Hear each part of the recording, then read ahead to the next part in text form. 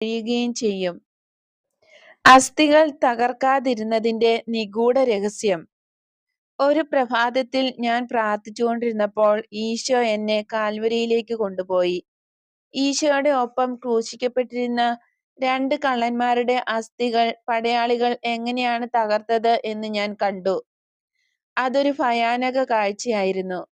കർത്താവിന്റെ അസ്ഥികൾ തകർക്കപ്പെട്ടില്ല എന്നതിൽ ഞാൻ സന്തോഷിച്ചു. അതേക്കുറിച്ച് ഞാൻ ചിന്തിച്ചിരുന്നപ്പോൾ ഈശോ പറഞ്ഞു, സ്വർഗപിതാവിന്റെ കരുണാർദ്ര സ്നേഹം ഞാൻ നേരത്തെ മരിക്കണമെന്ന് തിരുവുള്ളമായില്ലായിരുന്നെങ്കിൽ മറ്റു 2 പേരെ പോലെ എന്റെ തിരുശരീരത്തെയും മാനുഷിക ദുഷ്ടത തകർക്കുമായിരുന്നു. അവിടുത്തെ പുത്രനെ എന്തുകൊണ്ടാണ് അതിൽ നിന്ന് ഒഴിവാക്കിയതെന്ന് പ്രിയ മകളെ, മനുഷ്യർക്ക് നിഗൂഢമായിരിക്കും.